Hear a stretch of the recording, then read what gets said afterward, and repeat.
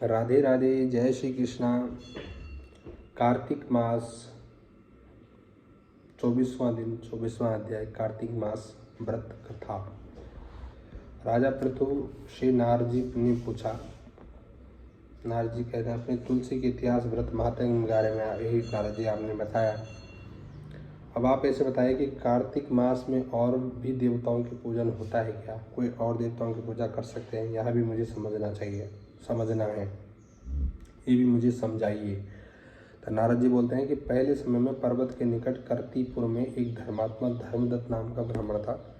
वह विष्णु के सब व्रत करता था और आठों पहर उनकी भक्ति करता था। एक दिन कार्तिक मास में वह एक प्रहर रात शेष रहने पर जागरण के लिए भगवान विष्णु के मंदिर में गया। वहाँ हर प्रकार की सामग्री लेकर पूजन करने के लिए जा रहा था।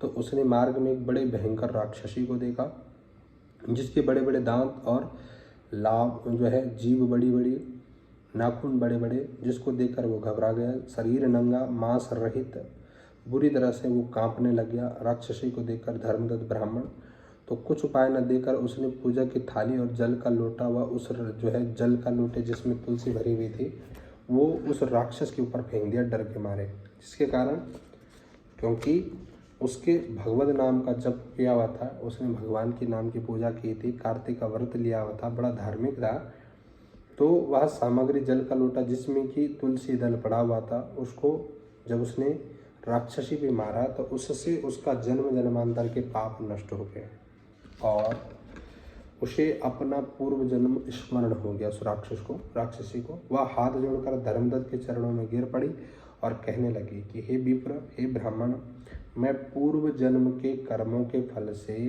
इस अवस्था को प्राप्त हुई हूँ। नारद जी ने कहा, हे राजन, इसको इस प्रकार प्रणाम करते देखकर धर्मदत्त ब्राह्मण विस्मित होकर कहने लगता है, तेरी यह अवस्था कैसे हुई? किस कर्म के कारण तू राक्षस बनी? मैं सब कुछ जानना चाहता हूँ, मुझे भली प्रकार से पूरी बात बताओ।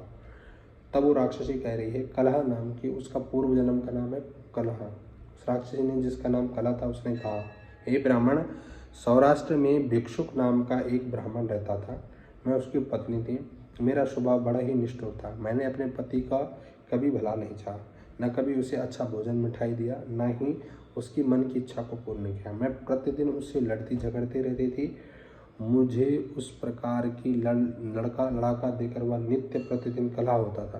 उससे तंग आकर मेरा पति ने, जब मेरे से परेशान हो गया रोज लड़ाई के कारण, तो उसने दूसरा विवाह करने का निश्चय किया। मैंने उसके दूसरा विवाह करने से पहले ही विष खाकर अपनी हत्या कर ली। मेरी मृत्यु के पश्चात यम के दूत आए और मुझे पकड़कर यमराज के पास ले गए। चित्रगुप्त से यमराज पूछ रहे हैं, बताओ जिनका कर्म क्या है? तो चित्रगुप्त ने कहा कि जो भी कर्म इसने किए हैं इसको उनका फल भोगना होगा। चित्रगुप्त कहता है, इसने अपने जीवन में कोई भी एक अच्छा कर्म नहीं किया है। यह सदा अपने पति को खराब भोजन देकर सदा अच्छा भोजन अपने आप खुद खाती, इसलिए यह अब विष्ठा के समान खाने वाली होगी। विष्ठा मतलब समझते हैं, जिसको आप नंबर 2 बोलते हैं। एक तो होता है बाथरूम और दूसरा होता है नंबर 2।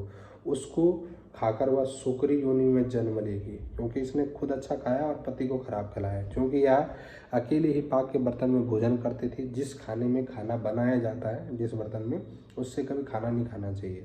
तो आप कह रहे हैं क्योंकि यह पकाने वाले बर्तन में भोजन करते थे, इसलिए यह अपने बच्चों को खाने वाली बिल्ली बनेंगी।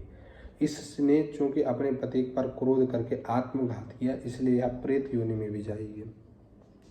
इस प्रकार से 500 वर्ष तक वो कला नाम की स्त्री राक्षस के रूप में रही, प्रेत योनि में रही और भूख प्यास के कारण नित्य दुखी रहती। एक दिन भूख से तंग आकर मैं एक वैश्य के शरीर में प्रविष्ट हो गया। एक दिन भूख से ये अपनी सारी गाथाएं सुना रही है वो कला, किसको? उस ब्राह्मण को, धर्मदत्त को, कि मैं एक दिन भूख प्यास से तंग आकर एक वैश्य के शरीर में चली गई और उसके शरीर द्वारा मैं कृष्णा वेणी के संगम नदी पे पहुंच गई। मैं उस वैश्य के शरीर में रहती थी कि एक दिन भगवान शंकर व विष्णु भगवान ने मुझे बलात् उसके शरीर से बाहर निकाल दिया, क्योंकि मैं नदी, वो स्नान करने जाने वाला था, और जो भगवान की पूजा करता उसमें प्रेत भूत तो लग ही नहीं सकता। फिर मुझे आप दिखाई दिए, और जैसे आप मुझे दिखे तो आपने तुलसी दल का जो लोटा है वो आपने मेरे ऊपर छोड़ दिया। एक छींटा मेरे ऊपर पड़ गया जिससे कि मेरे सब पाप नष्ट हो गए।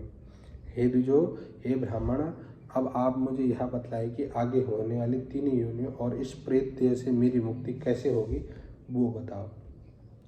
तो धर्मदत्त ब्राह्मण कह रहा है कि कलह की बात सुनकर और उसके पिछले कर्मों की बात समझकर अवस्था देकर बड़ी दुख हुआ और उसका दुख देकर उसका चित्त पिघल गया। फिर उसने दुखित भाव से उसको आगे क्या कहा, ये आपको 25वें दिन 25वें अध्याय में प्राप्त होगा। राधे राधे कमेंट बॉक्स में लिखेंगे।